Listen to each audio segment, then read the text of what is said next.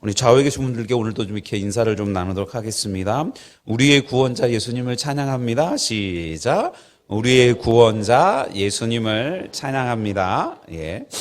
오늘은 꼭 이 인사를 해야만 되겠죠. 이따 4시에 봅시다. 시작. 이따 눈을 똑바로 쳐다보고, 예. 서로서로의 눈을 똑바로 쳐다보고, 이따 4시에 봅시다. 힘 꽉 주고, 시작. 이따 4시에 봅시다. 예. 그래도 저를 쳐다보고 계시는 분들은 강력한 의지로, 예. 지난주에 말씀드렸던 사악한 마음을 품고 있는 분들이 계신지 모르니까요. 마음을 고쳐먹고 은혜 가운데 예수님을 사랑하는 사람들의 즐거운 축제에 많이들 참석하셔서 또 귀한 은혜의 시간들을 나누는 시간들 되셨으면 좋겠습니다. 마태복음 1장 21절은요. 성탄의 기쁜 소식을 우리에게 압축하고 있는 구절입니다. 그 중에서도 예수님의 이름에 대한 것들을 강조하면서 우리에게 알려주고 있는데요. 대부분의 우리들의 이름 속에는 부모님들의 소망이 담겨 있고요. 그 사람의 정체성과 운명이 담기기도 하는 것처럼 보이는 것들을 우리는 알 수 있습니다. 혹시 여러분의 자녀 이름이나 여러분들의 이름 속에 담긴 의미들을 한번 곱씹어 보신 분들이 있으실지 모르겠습니다. 요즘은 한글 이름을 쓰는 분들도 계셔가지고요. 한글 이름을 쓰는 사람한테 가서 네 이름 사랑인데 이름이 뜻이 뭐야? 그러면 눈을 동그랗게 쳐다보고 사랑이요 라고 할 수밖에 없겠죠. 어제도 어느 한 형제에게 이름을 밝힐 수는 없지만 네 이름의 뜻이 뭐니? 그랬더니 저는 재상제 한나라 한입니다. 라고 하는 거예요. 그래서 한나라의 재상이 되라고 그 큰 한나라의 재상처럼 귀한 인물이 되라고 써주셨구나 라고. 네, 그런데 그래서 허허 그러길래 아니다 너 내일 예람제 때 많은 사람들 앞에서 처음으로 특송을 하면서 내가 이렇게 귀한 존재입니다 라고 하는 것들을 드러내는 귀한 시간들을 갖잖아. 이름값 하는 거야. 열심히 준비해서 그 일들 가졌으면 좋겠어 라고 했더니 열심히 해보겠습니다. 그랬는데 제 눈에 지금 눈높이에 안 맞춰서 그러는지 눈을 못 맞추고 있습니다. 예. 어디에 있는지요. 제 이름은요, 이승철 해가지고 이을승의 밝을 철이라고 해서 밝게 이어주는 삶, 또 이어주는 밝은 삶을 살아라 라고 부모님들이 지어주신 걸로 알고 있는데요. 오늘 본문은 하나님께서 직접 주어주신 이름, 그것도 온 인류의 운명을 바꿀 가장 영광스러운 이름을 선포하고 있는데 그 이름이 바로 예수라는 거고요. 천사는 그 이름의 의미와 사명을 명확히 밝혀주면서 이름을 예수라 하라 이는 그가 자기 백성을 그들의 죄에서 구원할 자이심이라 라고 우리에게 알려주고 있습니다. 그래서 오늘은 그 이름 예수라는 이름 속에 담긴 구원의 능력, 또 죄로부터의 자유, 그리고 우리의 삶에 미치는 영향에 대해 좀 잠시 묵상해 보면서 진정한 우리 삶의 주인이 누구인지를 한 번 더 돌아보는 그러한 시간들을 가져보려고 합니다. 첫 번째 말씀드린 것처럼 그 의미와 사명에 대한 이름들을 좀 돌아보면요. 하나님의 계획인 구원자로서의 이 땅에 오심을 우리는 알 수 있습니다. 천사가 요셉에게 아기의 이름을 예수라고 지으라고 명령합니다. 사실 예수라는 이름은 히브리어 여호수아에서 유래되었고요. 그 뜻은 여호와는 구원이시다라고 하는 의미이고요. 그 이름은 단순히 호칭이 아니라 하나님께서 이 땅에 인간의 몸을 입고 오신 이유, 온 인류를 죄와 사망의 권세에서 건져내실 메시아라는 구원 사명을 온 천하에 선포하는 신적 하나님의 선언이었던 거고요. 이것은 하나님께서 아브라함에게 약속하시고 또 수많은 선지자들을 통해서 예언하셨던 하나님의 구속사의 정점에 해당되는 이름입니다. 그 이름뿐만 아니라 그 이름으로 말미암아 구약의 수많은 예언이 성취되었고, 그게 또 다른 이름으로 임마누엘이라고 하는 표현으로 우리에게 주어지고 있습니다. 마태복음 기자는 21절 직후인 23절에서 이사야서의 예언을 인용해서 예수님의 오심이 우연이 아님을 강조하는데요. 이사야 7장 14절에 보니 그러므로 주께서 친히 징조를 너희에게 주실 것이라, 보라 처녀가 잉타의 아들을 낳을 것이요 그 이름을 임마누엘이라 하리라 라고 또 다른 이름에 대한 것들을 얘기하시고요.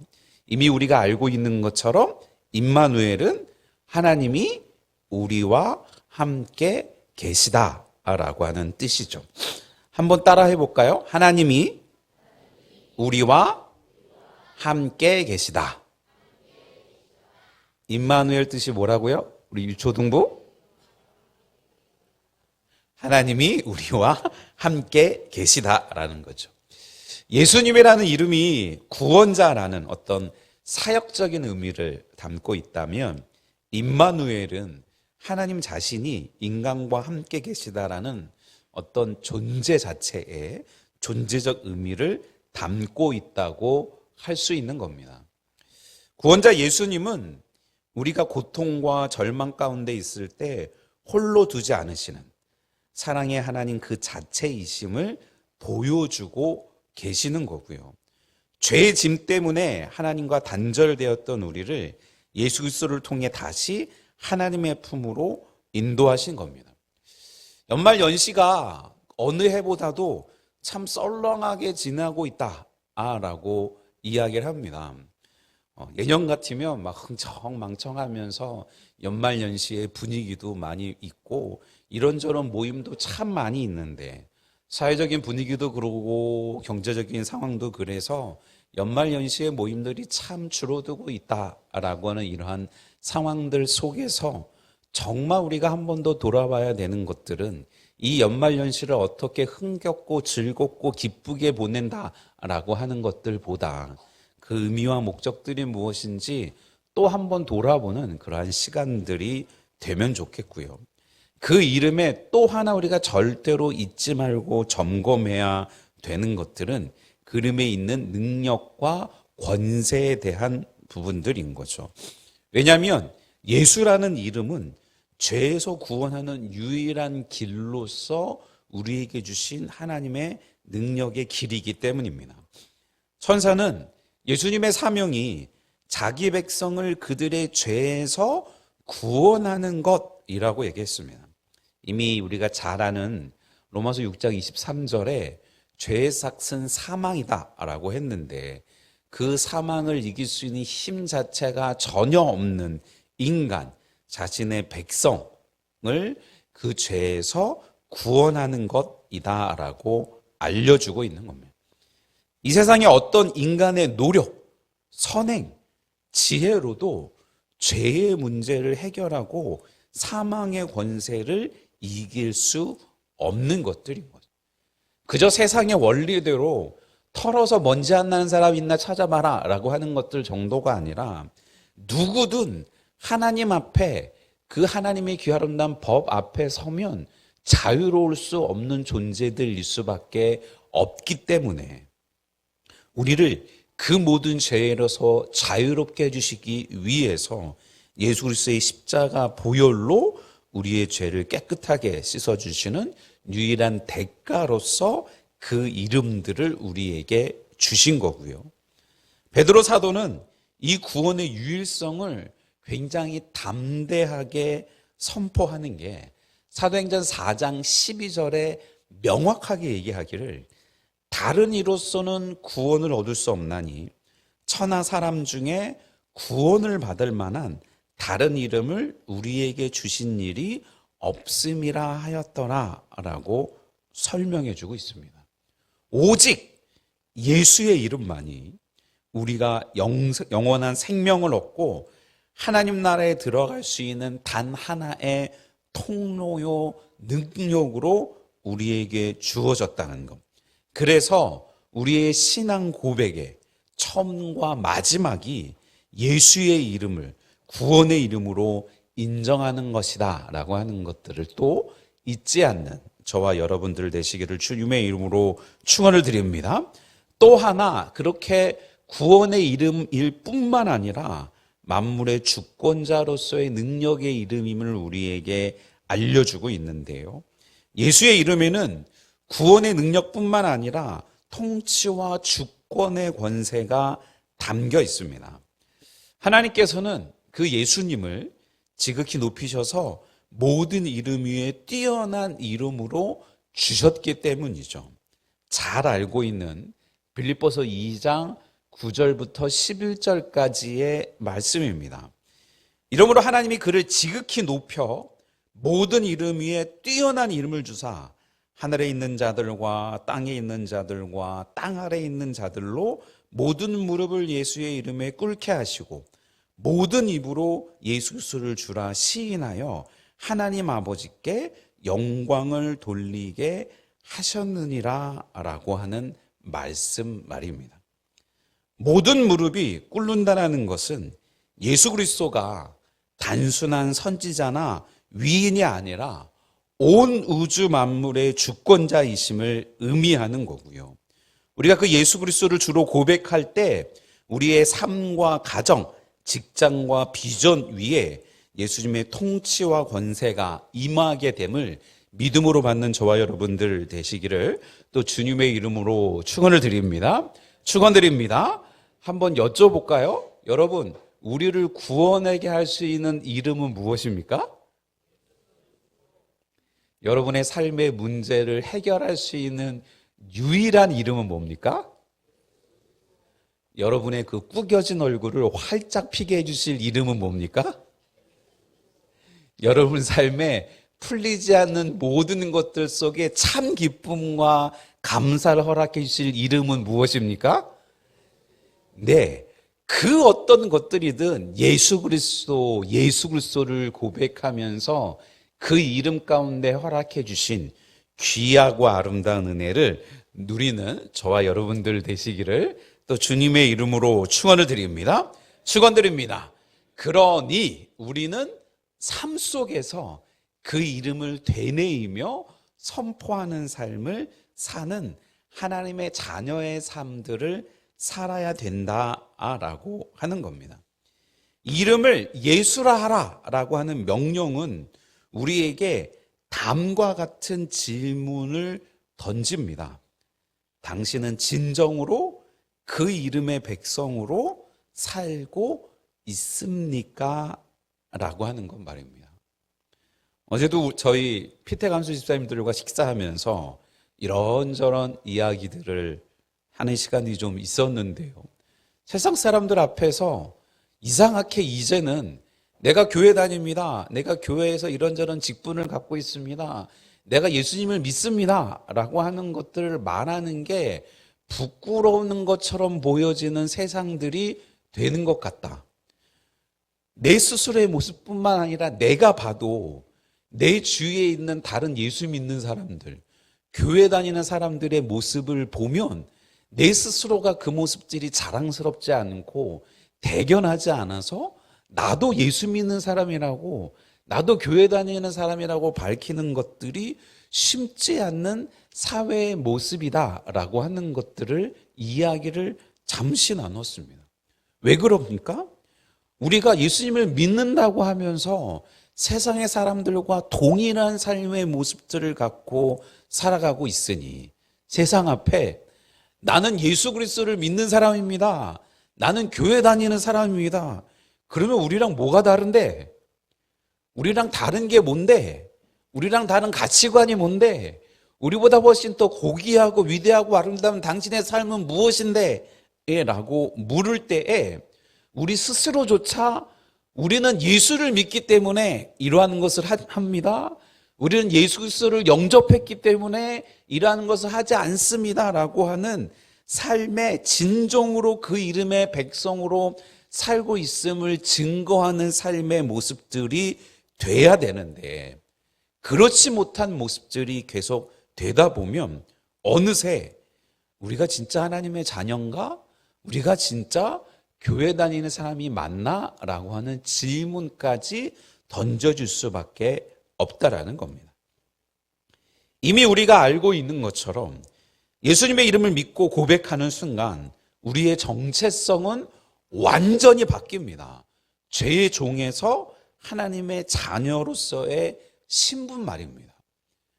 저희 교회에 오면 복음 제시를 해 나아가면 제일 첫 번째로 대하는 구절, 요한복음 1장 12절의 말씀, 영접하는 자 곧 그 이름을 믿는 자들에게는 하나님의 자녀가 되는 권세를 주셨으니라는 구절 말입니다. 예수를 믿는, 예수의 이름을 믿는다라는 것은 그분의 사역을 나의 것으로 받아들이고 그분을 나의 구주와 주님으로 모시는 겁니다.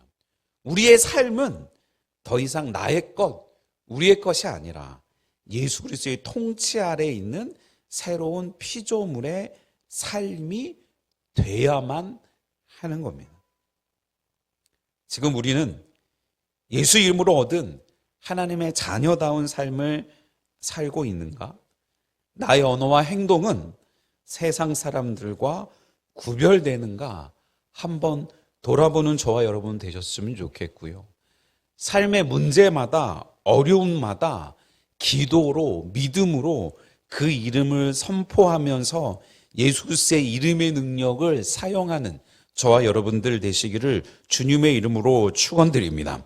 왜냐하면 예수님은 제자들에게 예수님의 이름으로 기도할 때 응답하시겠다라고 분명히 말씀하시기를 요한복음 14장 14절에 내 이름으로 무엇이든지 내게 구하면 내가 행하리라 라고 말씀해주고 계시기 때문이라는 겁니다.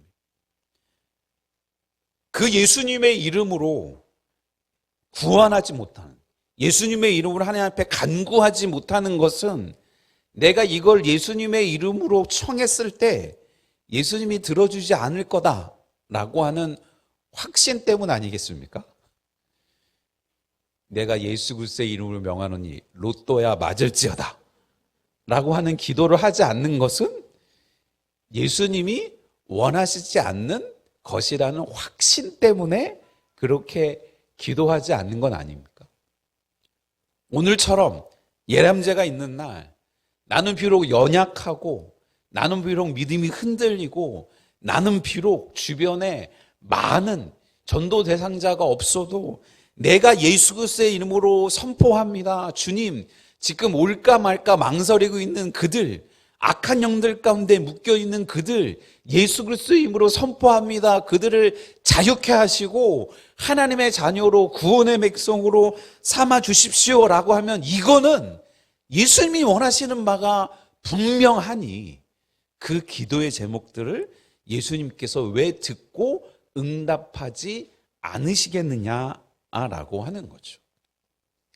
평상시 그 예수님이 원하는 삶, 그 아버지가 원하는 삶, 그 주인이 원하지 않는 삶들을 살다가 급할 때만 얘기하니 우리 스스로도 면목이 없어서 그렇게 능력의 이름을 사용하지 못하는 것일 수 있겠지만 그 모습을 거꾸로 돌아보는 우리 아버지 하나님 입장에서, 예수님 입장에서는 그런 우리 모습 또한 얼마나 안타깝게 여기시겠습니까?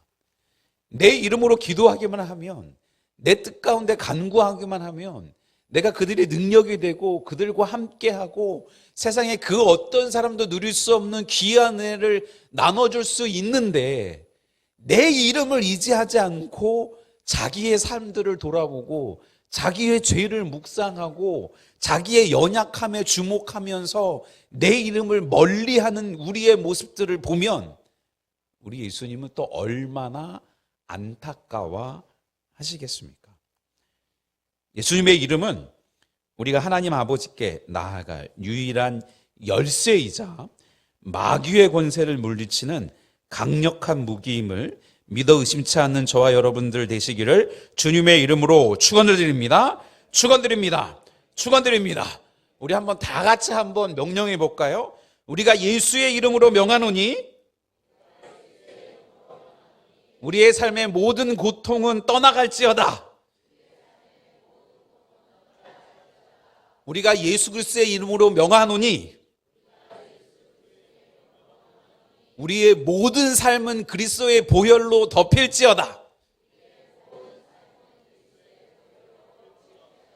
그렇게 하루하루를 시작하면서 하나님과 동행하고 또 하루를 마칠 때 예수 그리스도 나의 구원자, 나의 주님임을 한 번 더 고백하고 믿음 가운데 나아가는 저와 여러분들 되시기를 주님의 이름으로 축원을 드립니다.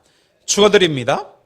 오늘 우리는 그 이름을 예수라 하라라는 구원의 명령을 통해서 예수 이름의 그 의미를 잠시 묵상해 보았습니다. 예수라는 이름은 자기의 백성을 죄에서 구원할 유일한 구원자의 이름입니다. 그 이름은 모든 이름 위에 뛰어난 권세와 능력의 이름입니다.